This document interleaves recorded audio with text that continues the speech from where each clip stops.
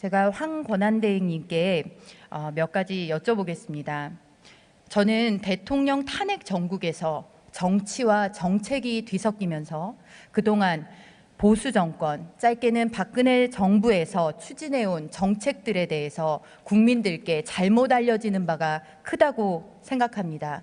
특히 안보와 관련해서는 우리 체제를 위협하는 명백한 위헌정당 통합진보당을 해산시켰고, 북한의 자금줄만 되는 개성공단을 폐쇄시켰습니다. 그리고 강력한 한미동맹 체제 하에서 사드를 배치해서 우리 국민을 북핵의 위협 앞에서 보호하고 국민의 안전을 챙기는데 만전을 기하고 있습니다. 이 모든 정책 잘못된 것입니까? 다른 정부가 들어서면 뒤엎어야 되는 것입니까? 권한대행께서는 어떻게 생각하십니까? 지금 의원님 말씀한 사안들에 대해서는 우리가 자유민주국가를 지향하는 한 반드시 지켜야 될 가치라고 저는 생각합니다. 적극 동의합니다. 경제 분야도 마찬가지입니다. 저는 지난 보수 정권 박근혜 정부에서 추진해온 경제 노동 정책이야말로 대기업 강성노조로 위주로 되어 있는 노동시장의 이중구조를 타파하고, 그리고 미래 전략적인 측면에서 인적 자원을 활용할 수 있는 그런 개혁 조치다라고 생각을 하고 있습니다. 이런 노동개혁, 자리만 차지하고 성과를 내지 않아도 연공 서열에 따라 위를 점유하는 이런 잘못된 행태를 바로잡기 위한 선과 연봉제와 같은 것들, 이런 것들이 다 역사 속으로 사라져야 하는 거며 반성해야 되는 정책들입니까? 이 부분에 대해서 권한대행께서는 어떻게 생각하십니까? 지금 의원님께서 말씀하신 이런 경제 정책들은 지금 선진 제국이 지향하고 있는 방향입니다. 그냥 놀고 먹어도 시간만 지나면 연공서열에 의해서 임금이 올라가고 또 자기 등급이 올라가는 이런 것은 바람직하지 않다고 봅니다.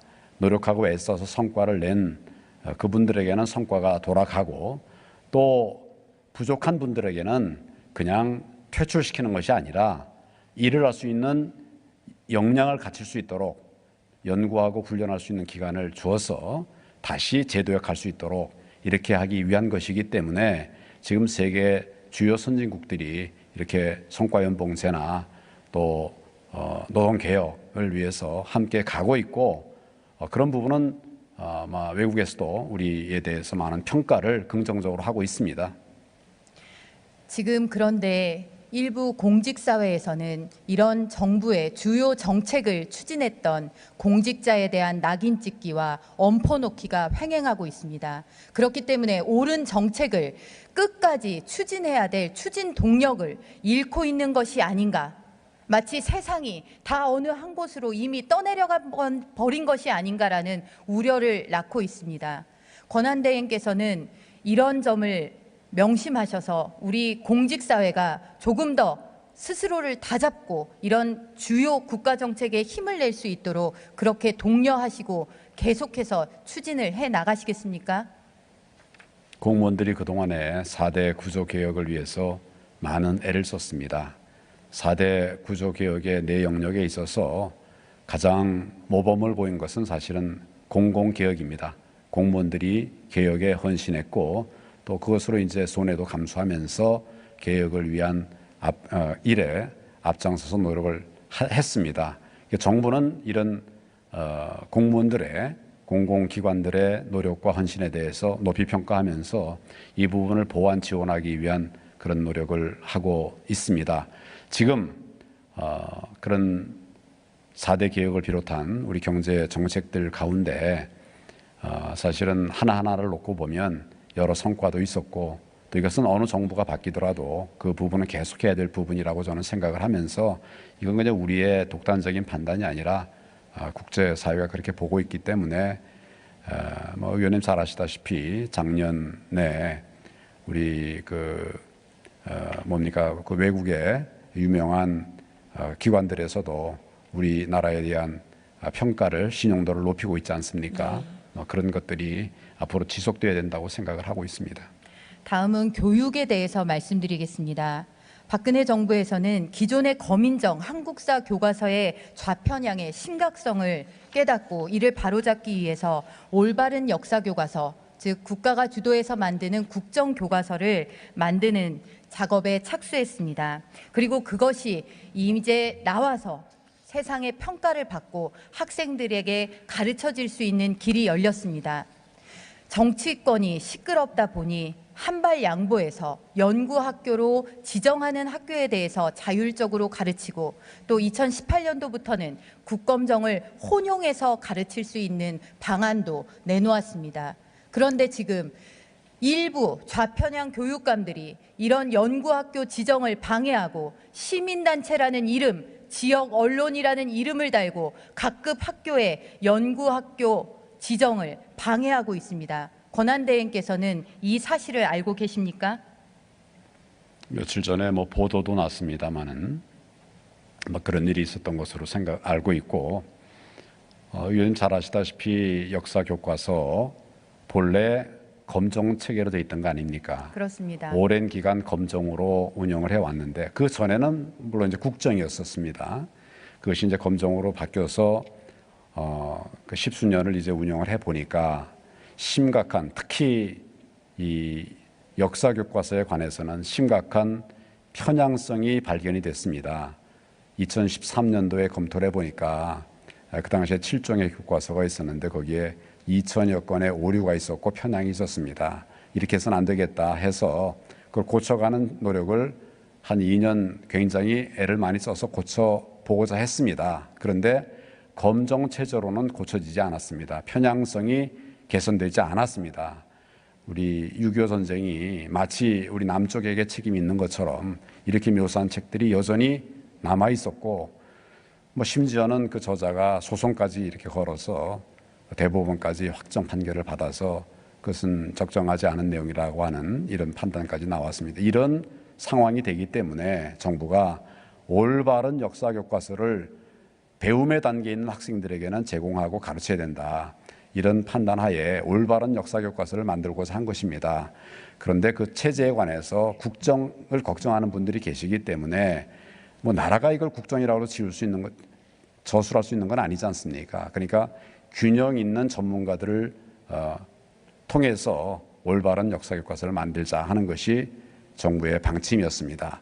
그러면 지금 단계에서 그럼에도 불구하고 이제 지금 국정 여러 가지 어려운 상황 속에서 이건 국정이니까 안 된다. 그리고 과거에 검정으로 돌아가야 된다. 이런 의견들도 많이 있지만 여전히 그래도 역사교육은 바로 돼야 된다 하는 그런 분들도 여전히 많이 있습니다. 그래서 이런 분들의 의견들을 수렴하는 과정에서 교육부가 그러면 이제 혼용으로 국검정 혼용으로 하자 이런 판단을 하고 그렇게 진행을 하고 있고, 이것은 결국 학교와 학생과 학부모에게 선택권을 드리는 것입니다. 기본적으로 검정을 주장하는 분들이 얘기하는 것도 다양성을 보장해달라는 거 아닙니까? 그 다양성을 더 확충하는 그런 일이라고 저희는 생각을 하고 추진을 하고 있습니다. 중요한 것은 학생들이 올바른 교육을 받는 것입니다. 그렇습니다. 그 올바른 교육을 위해서 국정 교과서, 올바른 역사 교과서를 만들 수밖에 없었던 것입니다. 이제 그것이 최종 학교에 도달되는 과정에서 국가 권력이 아닌 민간의 이름을 달고 다른 학교와 교장, 교사들에게 심리적 압박과 겁박을 통해서 지정 방해를 하는 일이 없도록 교육감과 그리고 일선 학교의 당부와 그리고 열심히 지켜봐 주실 것을 당부드립니다. 그렇게 하시겠습니까? 네, 교육부 장관께서도 오늘 아마 그 담화를 통해서 그런 부분을 명백하게 밝힌 것으로 알고 있습니다. 지금 이 부분은 어린 학생들이 교육을 받는 역사 교과서에 관한 문제입니다.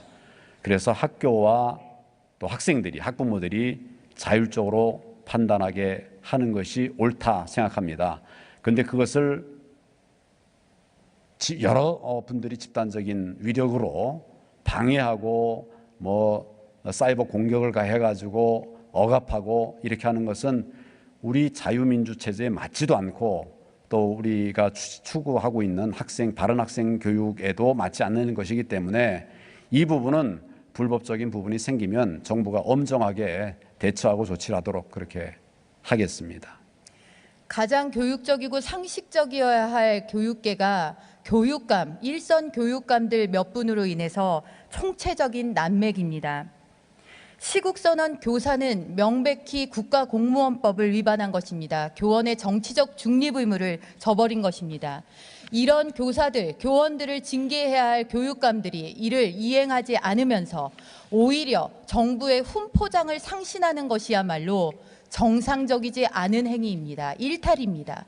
그런데 이것을 국가인권위원회에서 차별이라는 이름을 달았습니다. 그러면 법을 지키고 열심히 아이들을 가르치는 일선의 교사들과 명백한 위법을 한 교사들을 달리 취급하는 것을 차별이라고 보아야 하는 것입니까? 권한대행께서는 어떻게 생각하십니까? 차별은 합리적 합법적 근거에 의해서 그럼에도 불구하고 부당한 처우가 있는 것을 차별이라고 합니다. 합리적인 차이는 차별과 전혀 다르다고 생각을 합니다.